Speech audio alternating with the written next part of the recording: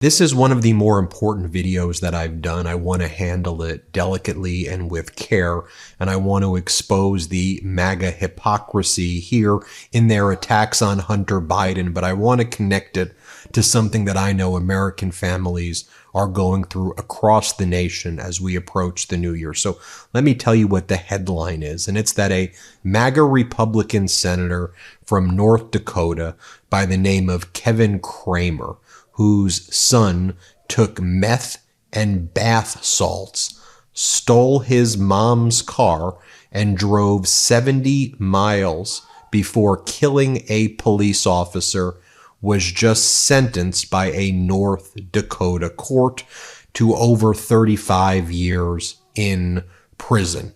My heart goes out to the officer who lost his life, the family member of that officer, and frankly, my heart goes out to Senator Kramer's family, who also must be going through so much pain as well that this happened to them. Addiction, alcoholism, these are issues that plague America. People addicted to synthetic drugs like fentanyl and other. These are serious issues. Now, Senator Kramer was one of those MAGA Republicans who mocked Hunter Biden and President Biden relentlessly. And so Senator Kramer from North Dakota, whose son took meth and bath salts and killed a police officer, was one of the people leading the charge against Hunter Biden and President Biden. So much so that Senator Kramer reached out and made a public appeal to Vladimir Putin and said that Putin needs to reveal information on Hunter Biden's laptop. And then you remember all the MAGA Republicans from Marjorie Taylor Greene to others. What were they focused on when they talked about laptop from hell? They talked about photographs of Hunter Biden when he was at his lowest point, addicted to drugs. And over again, what were they trying to do? They wanted Hunter Biden to relapse, to get to President Joe Biden, to get under Biden's skin, to attack the presidency because Hunter Biden was addicted to drugs when President Biden was not the president or not the vice president. And there were photographs of him doing things, all consensual, but things that would be embarrassing to someone who's recovered from drug addiction. Let me play for you so I can remind you of this voice message when President Biden was not running for the presidency, when he was not the vice president. He never wanted this voice message to get out. This was not intended for public consumption. But I'll tell you, when I heard this message, that was one of the moments that solidified my support of President Biden, because in this voice message from President Biden to his son Hunter, I heard a loving father who told his son during the lowest moments of his son's life, when his son was embarrassing. I mean, think about, you're the former vice president and you are a major political figure and your son's doing these things. President Biden said, "Son, I'm here for you. I love you. This is not something to be embarrassed. I'm here for you." I want to play for you that voice message. Again, Biden was not the president or even vice president when this happened. Here, play this clip. Dad, I called to tell you I love you. I love you more than the whole world, pal. Gotta get some help. I don't know what to do. I know you don't either, but I'm here no matter what you need.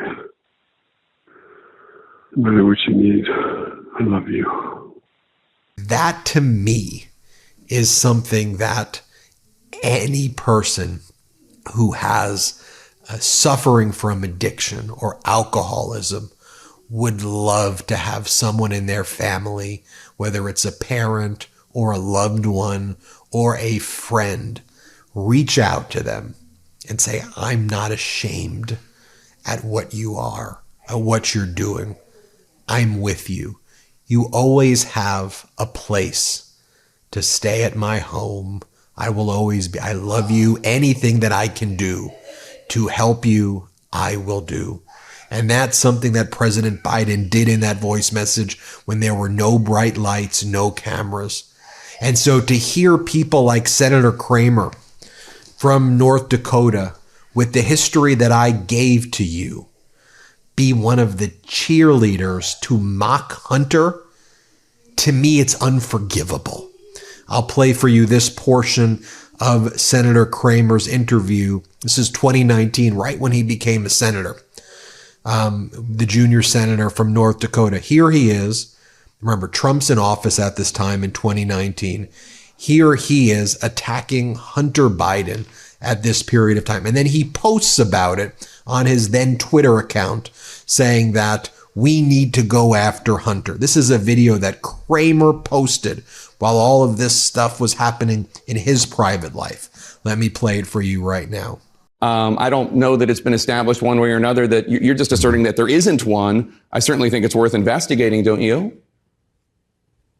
Well, if it is, then it's certainly worth investigating whether Hunter Biden used his status as the son of the vice president to fly around the world on Air Force Two and gaining all kinds of government contracts and positions with companies that he has no qualifications to serve for, and getting a large paycheck as a result of it. So maybe it's all worthy of investigation. One of the other things, as you dig deeper into Senator Kramer's life, his other son, adopted, but someone who is a son, family member, named Isaac, referred to as Ike, lost a battle with alcohol addiction and died of liver failure as well, right around the time that of that video that I just showed you.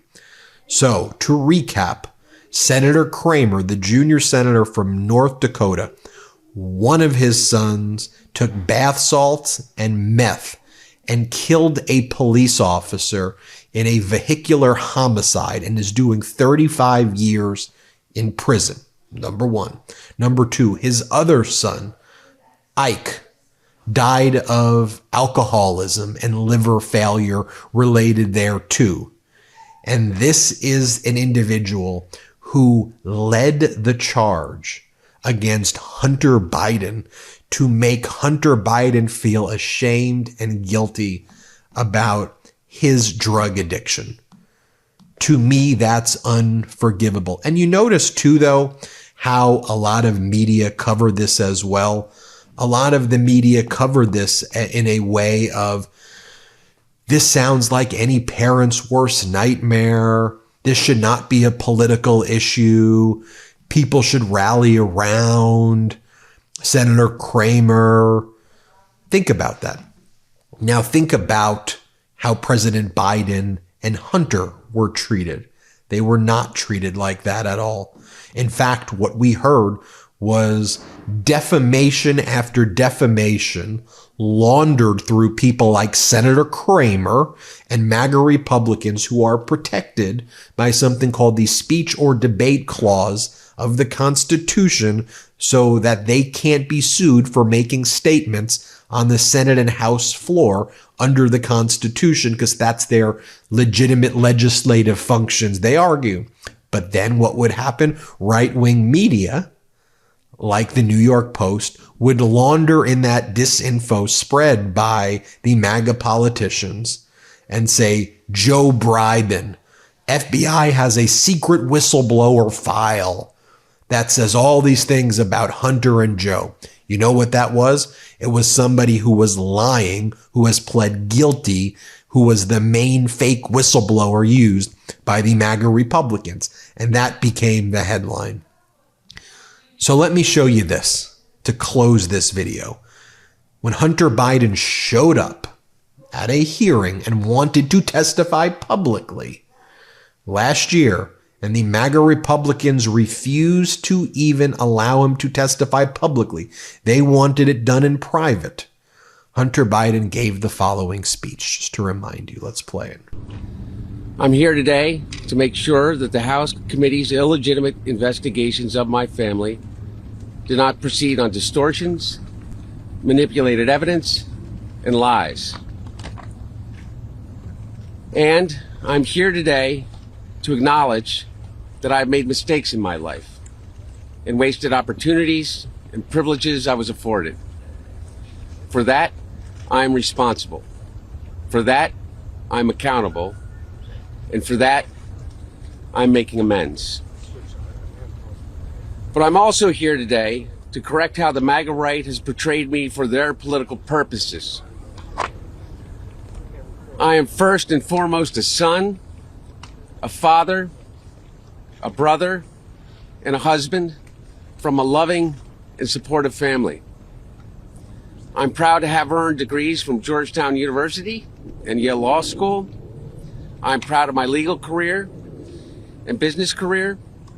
I'm proud of my time serving on a dozen different boards of directors.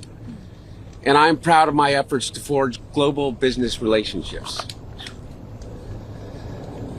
For 6 years, MAGA Republicans, including members of the House committees who are in a closed-door session right now, have impugned my character, invaded my privacy, attacked my wife, my children, my family, and my friends. They have ridiculed my struggle with addiction, they have belittled my recovery, and they have tried to dehumanize me, all to embarrass and damage my father, who has devoted his entire public life to service. For 6 years, I have been the target of the unrelenting Trump attack machine, shouting, "Where's Hunter?" Well, here's my answer. I am here. And I said at the outset of this video how important it was that I handle this topic carefully, because I want to let you know that my heart goes out to anybody out there suffering from addiction, suffering from drug use, alcoholism, or having people in your family who are suffering. We all have someone like that. The pain that it causes is horrific.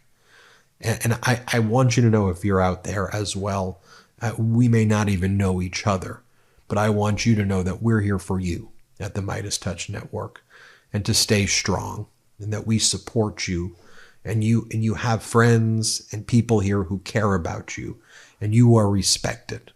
I want you to know that, okay? No matter what you're going through right now as we approach the New Year's. And I hope, whether you have a family member like President Biden or not, I want you to hear it from me that we respect and love you and care about you, and you're valued, and you need to hang in there, okay? Thank you for watching. Hit subscribe, and let's get to 4 million together. Love this video? Make sure you stay up to date on the latest breaking news and all things Meidas by signing up to the MeidasTouch newsletter at MeidasTouch.com/newsletter.